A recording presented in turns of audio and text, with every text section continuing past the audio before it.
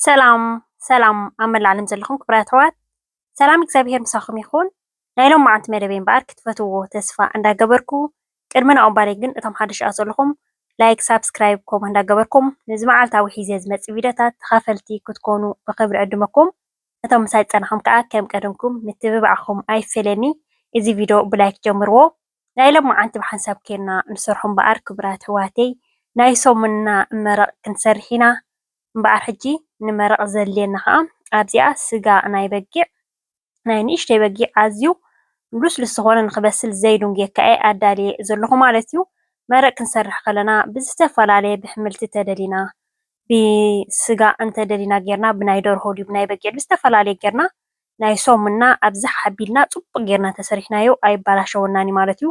ካብ ሰሙን ናብ ሰሙን ከዓ ክንጥቀመሉ ንኽእል ኢና ማለት እዩ። በቲ ብስራሕ ድዩ በቲ ብቆልዓ ምዕባይ ድዩ መቸም ብኩሉ ነገር ኢኻ ቢዚ ዝኮን ማለት እዩ። ኣብሲ ሓቢልካ ከምዚ ጌርካ ግን ከምዚ ድኽም ኢልካ መፂኻ ኣውዒ የብልካ ከዓ ክትጥቀመሉ ትኽእል ኢኻ ማለት እዩ። ሕጂ ብሓንሳብ እየ የእትዮ ዘለኹ እቲ ስጋን እቲ ኣዕፅምትን ማለት እዩ።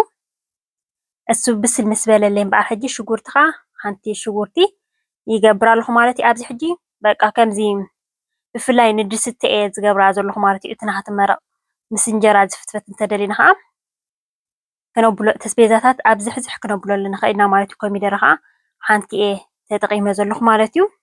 ከም ዝበልኩኹም ዝተፈላለየ ናይ ኣሕምልቲ ዋላ ናብዚ ሕውስ ኣቢልና ኣብ ብዝዝሕ ኣቢልና ክንሰርሖ ንኽእል ኢና ማለት እዩ።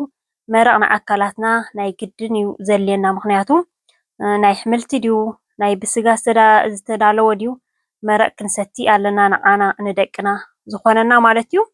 እምበኣር ሕጂ ሽጉርቲ ኮሚደረ ኩሉ እትየየ ኣለኹ ንዕኡ ትስምምዕ ምስ በለለይ ከዓ ኣብዚ ማይ ክንገብር ከለና ውዒና ክንጥቀም ዘለና ማለት እዩ። በታ ጎና ነፍልሓ ኣፍሊሕና ፀኒሕና ከዓ ንገብረሉ ምክንያቱ ዝሑል እንተጌርናሉ እቲ ስጋና ከምዚ ክፍንትር ፅቡቅ ኣይመፅን እዩ ማለት እዩ። እቲ እንታይ ዝበሃል ግን እቲ ስጋና ከምዚ ተነባጊዕ ብይ ዝበላ ተኮይነን ዘይበስላ ተኮይነን ኣቀዲምና እቲ ኣዕፅምቲ የእቲና ክነብሎ ንኽእል ኢና ማለት እዩ። ኣብ ስለ ኣቢልና ኣቀዲምና ክንፀንሕ ንኽእል ኢና። እዚኣ ግን ዳርጋ ዓሳ ኢኻ ክትብለን ትኽእል ቀጢፈን እየን ብስል ዝብላ ዝንኣሹ ማለት እዩ።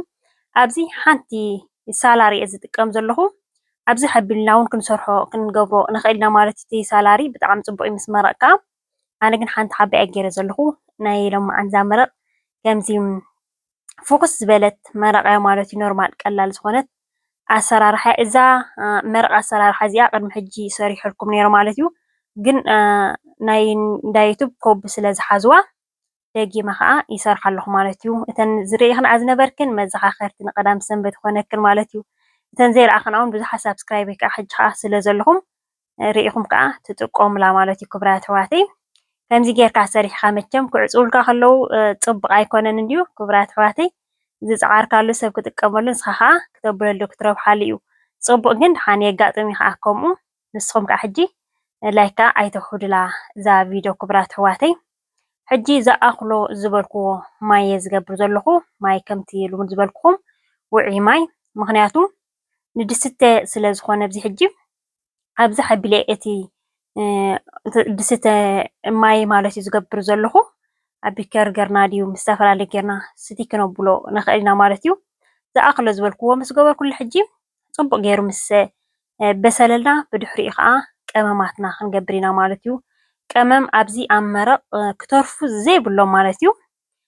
ሰሰግ ከም ትሪእዎ ዘለኹም በዛ ጎኒ እዚኣ ማለት እዩ ተደሊና እንታይ ዝበሃል ክንገብር ንኽእል ኢና። ዝተሓነ ሰሰግ እየ ተጠቒመ ዘለኹ ተደሊና ብፍሩይ ቁሉፅ ኣቢልና ፍሬሽ ተረኺብና ከዓ ተመራፂ ማለት እዩ። ሰሰግ ካሙን ፀሊም በርበረ ናይ ቬጅቴብል ከምዚ ኣብ ሩዝ ገለ ክንእትወሉ ዘለና ዝተሓወሰ ቀመማት እንደገና ከዓ ፓብሪካ ከዓ ከም ትሪእዎ ዘለኹም ቆርብትለይ ፓብሪካ ከዓ ከርቲፈ ገይረ ኣለኹ ኣዳልየ ሕጂ ተቐመማት ናብኡ ክንገብሮ ኢና። ብፍላይ ሕጂ ፃዕዳ ዓይነት ዝኾነ ክንሰርሕ ከለና ኩሉ እቲ ቀመማት እቲ ድሕሪት ንእትዎ ምስ ገበርናዮ ከነብለ ሓዊ ፅቡቅ ጌርና ክንህርሞ ኣለና። ሕጂ ጠስሚ እየ ገይረሉ ዘለኹ ንእሽተይ ጠስሚ ተጠቒመ ኣለኹ ማለት እዩ።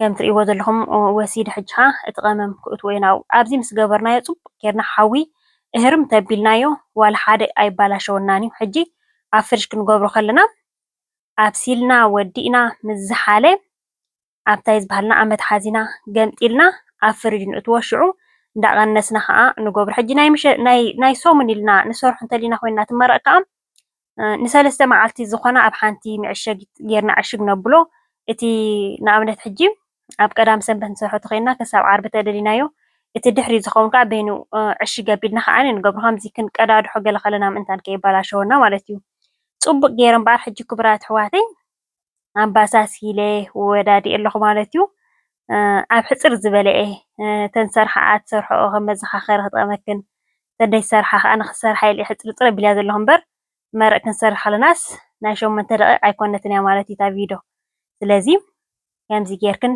ስራሕ ከተብላ ቀዳመ ሰንበት ዝመፀክን ዘሎ ክቡራት ኣሕዋተይ እንደገና ንደቅና ካብዚ ፍትፍት ኣቢልና ቤት መረቅ ጌርና ከዓ ክጥቀሙሉ ይኽእሉ እዮም ኣብኡ ከለኩ ኣንስትዮዮም ንኽእል ኢና ማለት ነው ኣካላና ብጣዕሚ ፅቡቅ እዩ መረቅ ማለት እዩ ከምዚ ስብሕታት ዝበሃል ዘይብሉ ሕጂ ከም ትሪእዎም ዘለኹም በቃ ፅባቅ መዓትን ስብሒ ዝበሃል የብለንን እዩ ሕጂ ከምዚ ትሪእዎ ዘለኹም ኣብዚ ቀራሪበ ኣለኹ ኣነ ሕጂ ከምዚ ኣብዚ ቀራሪበ ትሪእኒ ዘለኹም እቲ መረቅ ከዓኒ እቲ ናሃትማዩ እንታይ ዝበሃል እናገበርኩ ካብቲ ድስቲ ውሕድ ዝበለ መብዛሕትኡ ዓፅሚ ቀሪበ ዘለኹ ኣብዚ ማለት እዩ ኣብቲ ድስቲ ዘሎ መረቅ ከዓ ኣብቲ ንሰትየሉ ከዓ እናገበርና ክንወስድ ንኽእል ኢና ማለት እዩ ንኽትሪኦ ኣዝዩ ደስ ዝብለካ እዩ ንኽትምገቦ እሞ ክቡራት ኣሕዋተይ እንታይ ክወፅኦ ናይ ንእሽተይ በጊዕ መረቅ ዳ እሞ ከመይ ዝኣምሰለ እዩ ማለት እዩ ብፍላይ ኣብ ግዜ ናይ ቁሩብ ክኾን ከሎ ከዓ ብጣዕሚ ሙቐት ኣካላትና ዝፈጥረልና ማለት እዩ ከምዚ ግብሪ ኣቢልና ስቲ ክነብል ንኽእል ኢና ከም ዝበልኩኹም ከዓ እቲ ኣስቤዛ ኣብ ዝዝሕዝሕ ኣቢልና ስራሕ ኣቢልና ፈትፊትካ ከዓ ክነግረኩም ኣይክእልን እየ ብጣዕሚ ፅቡቅ ማለት እዩ ዝኾነ ዓይነት ውራይ ክንገብር ከለና ከም ቡፌ ጌርና ፍትፍት ኣቢልና ከዓ ከም ወሰን ወሰን መወሳኺቲ ክንገብሮ ንኽእል ኢና ማለት እዩ ኣነ ምዝተፈላለየ ተጠቒመሉ ዋላ ምስ እንጀራ ፈትፊተ ተመጊብናዮ ማለት እዩ ከም ትሪእዎ ዘለኹም ጌርና ብባኒ ጌርና ከዓ ማለት ልክዕ በቃ ከም ትሪእዎ ዘለኹም ዓሳ በቃ እቲ ስገአን ዋላ ሓደ ኣየብልን ተናእሽቲ ኮይነን ንክበስል ኣይዱንጌካን እዩ ንኸብል ከዓ ከም ትሪእዎ ዘለኹም ኖርማል በቃ ቁርፅ ቁርፅ ይብል ኣሎ ማለት እዩ ክቡራት ኣሕዋተይ